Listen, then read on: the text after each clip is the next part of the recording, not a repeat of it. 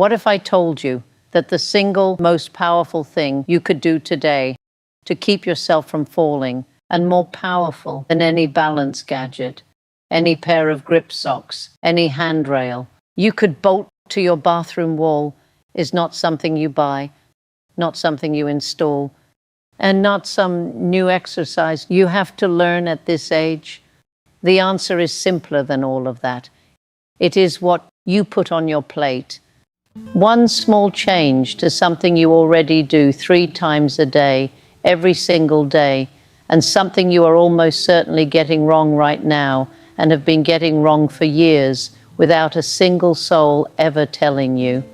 My name is Maria Rose, and I am 112 years old. I live in my own home. I make my own breakfast.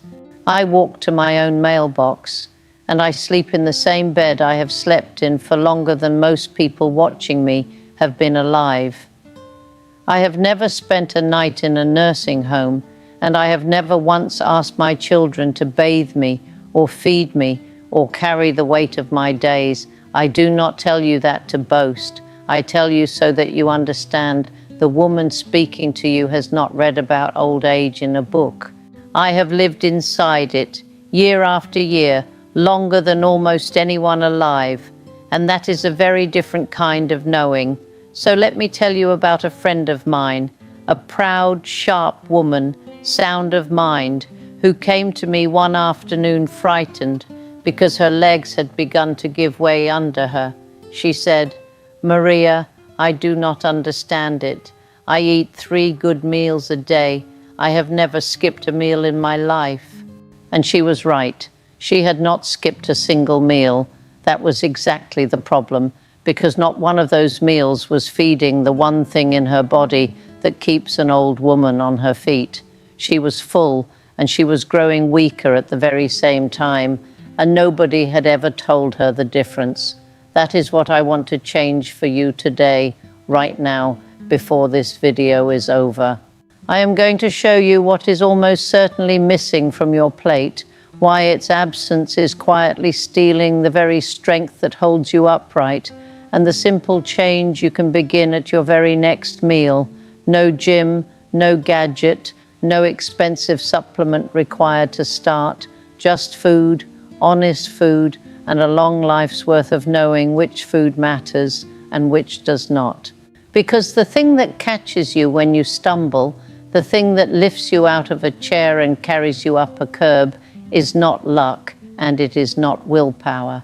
It is muscle, and muscle is built or muscle is lost by what you put on your plate 3 times a day, beginning with your very next bite. The first thing your muscle needs is protein. I think of protein as the bricks. You cannot keep a house standing without bricks, and you cannot keep your strength standing without protein, especially after 70, when the body needs more of it, not less, to hold its ground. Now, the most loyal friend I have ever had in my kitchen is the egg. An egg is humble, an egg is cheap, and an egg is full of the kind of protein your muscles can actually use, along with the things your body needs to repair itself and stay well. When my hands were younger, I would make myself a vegetable omelette 2 or 3 mornings a week, and I still love it. You take 2 eggs and beat them. You cook a small handful of soft vegetables first, a little spinach until it wilts down, or some mushrooms from a can, drained, because there is no shame in a can when it makes your life easier. You fold the vegetables into the eggs and let it cook gently. A piece of whole grain toast on the side, and you have given your body more in that one plate than any pill could promise you. That is breakfast. That is bricks. When I do not feel like cooking, and at my age I have earned the right not to feel like cooking, I reach for canned fish. Tuna and salmon from a can are a small miracle.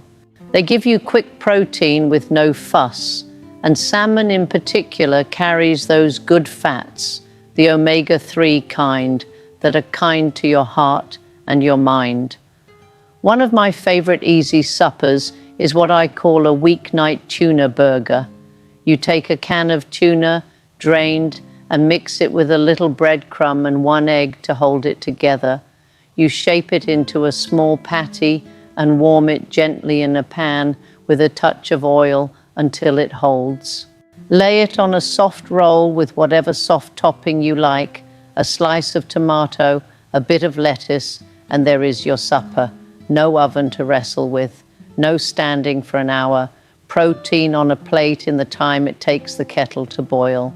And then there is chicken and lean meat, which the body leans on to repair itself and to keep what they call frailty at bay.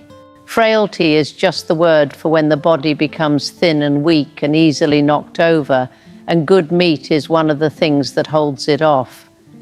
The dish I make when I want something that will warm me for 2 or 3 days is a 1-pot chicken and vegetable stew. Now here is my secret, and it is no secret at all. I buy a rotisserie chicken already cooked from the store, and I pull the meat off with my fingers. You can use lean ground beef instead if you prefer, browned in the pot. Then you add a bag of frozen mixed vegetables, because frozen vegetables are picked at their best, and they cost you nothing in chopping. And you pour in a can of broth, and you let the whole thing simmer until everything is very soft and tender and easy to eat. 1 pot, 1 spoon, several days of strength. That is how I do it. Now, bricks are not enough. Bricks need a frame to hold them, and your frame is your bones. After we eat for our muscles, we eat for our bones, because here is the plain truth. If you do happen to stumble one day, and we all stumble, strong bones are the difference between a scare and a broken hip. And bones are built from 2 things working together, calcium and vitamin D. The calcium is the stone of the bone. The vitamin D is what lets your body actually use that calcium instead of letting it slip right through.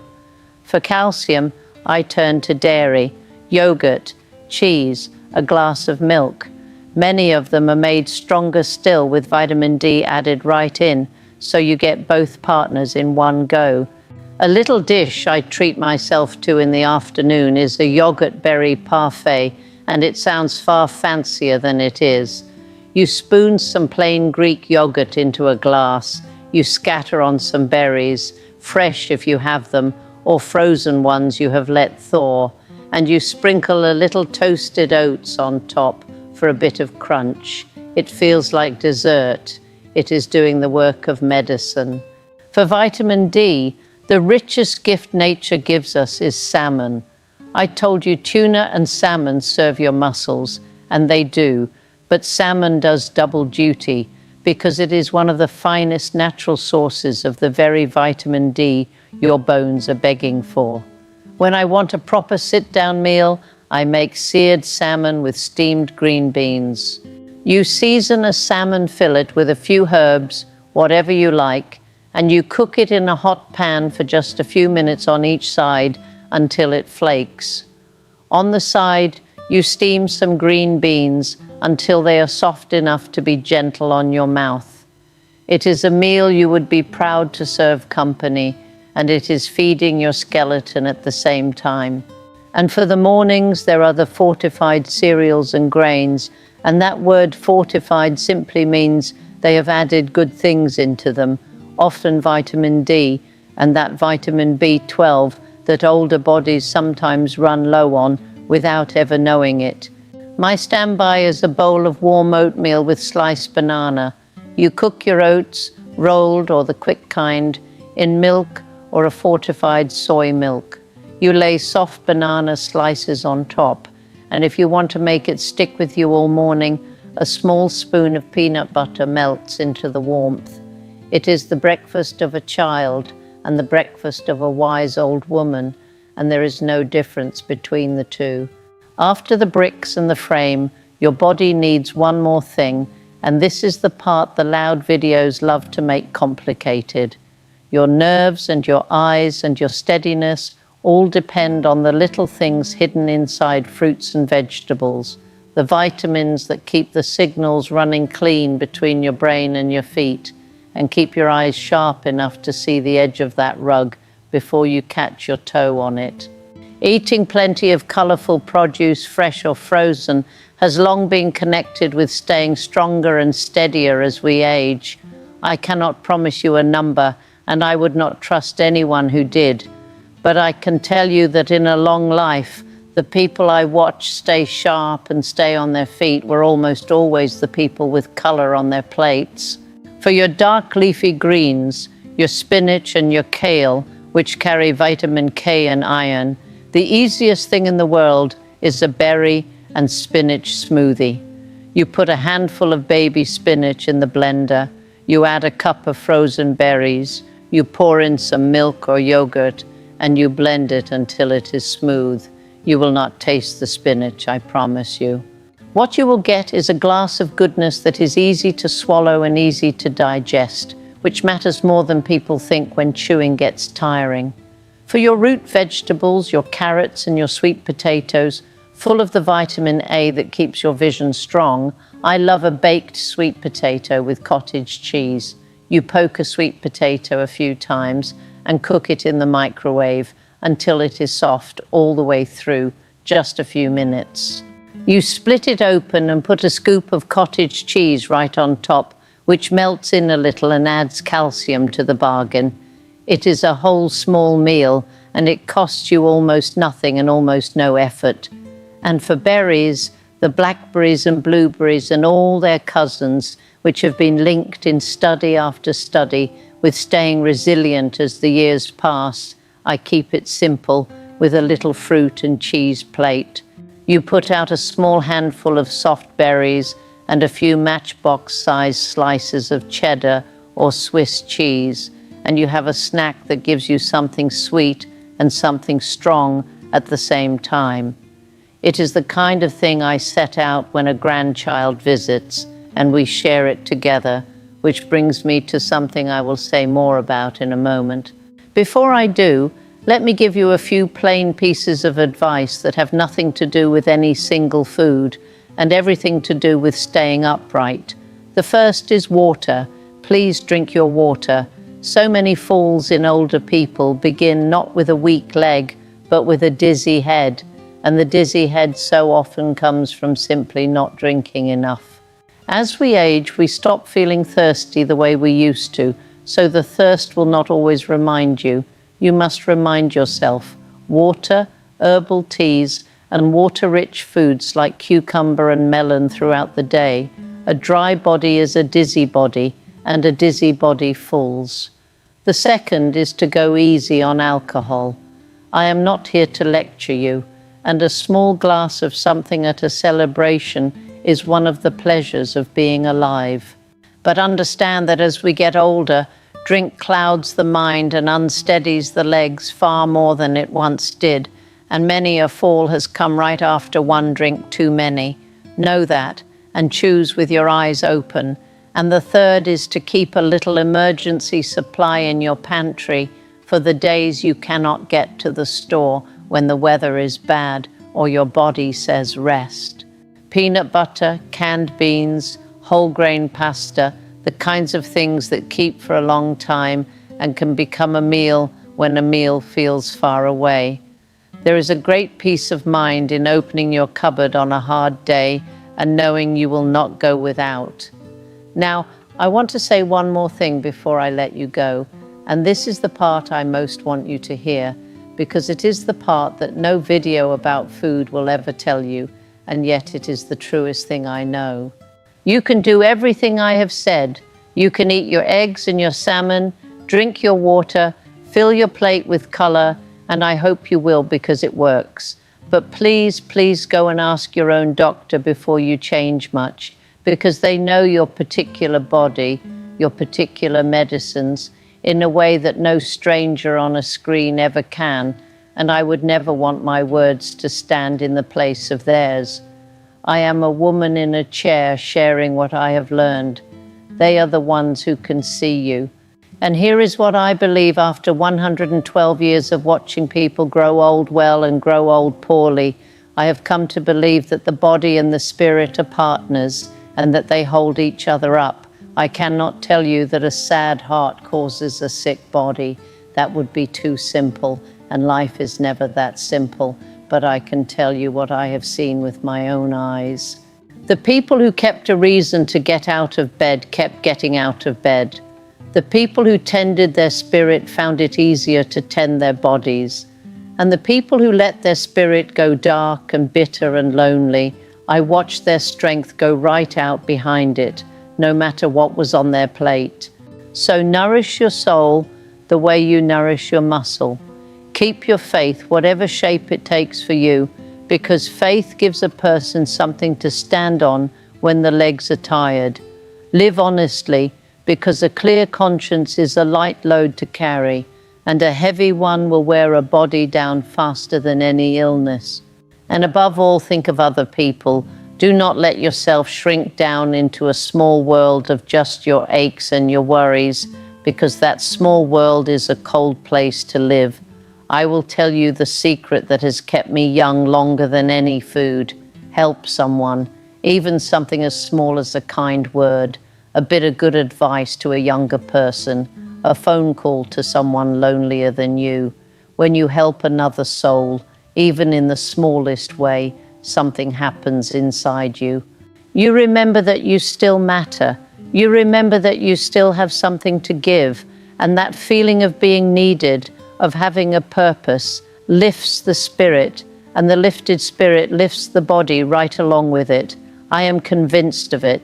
A person with a reason to be here finds the strength to be here.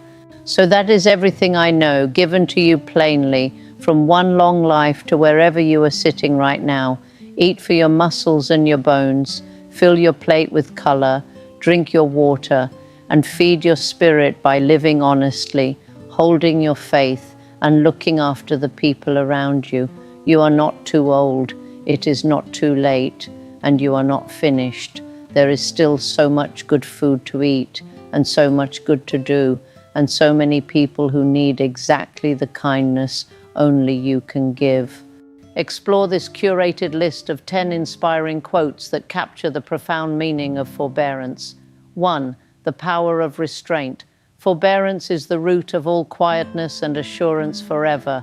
Tokugawa Ieyasu, meaning, true peace of mind does not come from controlling your external circumstances. It comes from exercising the self-restraint required to keep your inner world steady during turbulent times. 2. Extending grace. No one thing does human life more need than a kind consideration of the faults of others. Everyone sins, everyone needs forbearance. Our own imperfections should teach us to be merciful.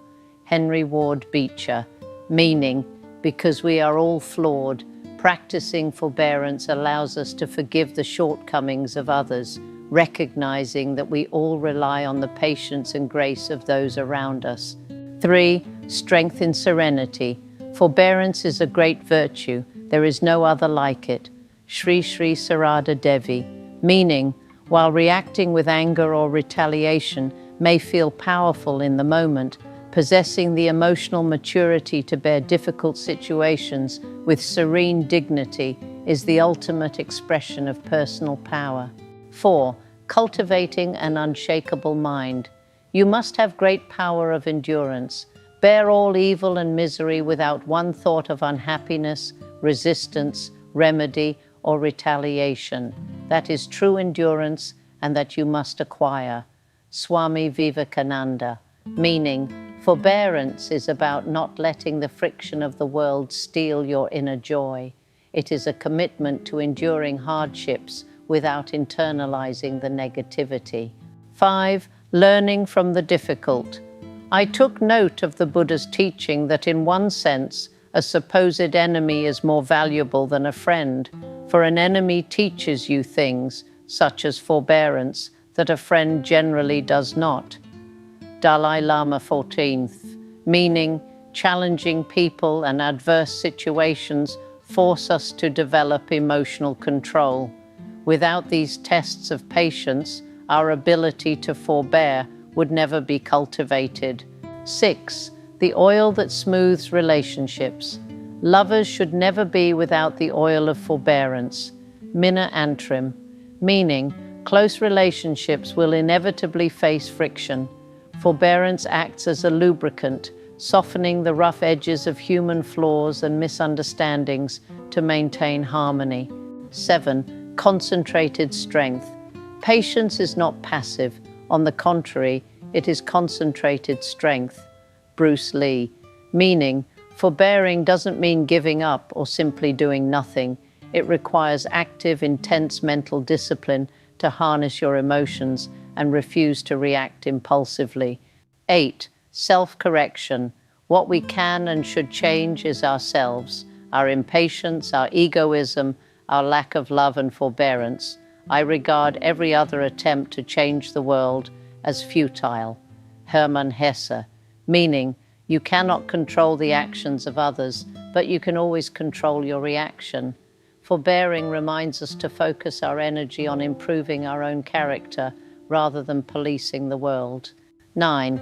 A foundation for society. Mutual forbearance and reciprocal concessions. Through their agency, the union was established. Martin van Buren. Meaning, on a macro level, forbearance is essential for cooperation. Progress and unity are only possible when groups of people are willing to compromise and show restraint for the greater good. 10. Achieving inner purity. By practicing patience and forbearance, we will be able to acquire all the other important spiritual qualities.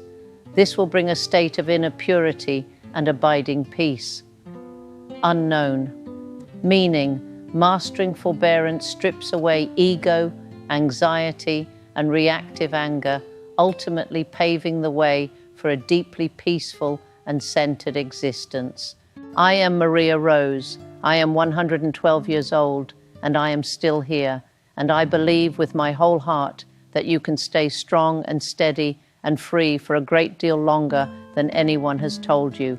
Go gently, eat well, love your people, and I will see you again soon.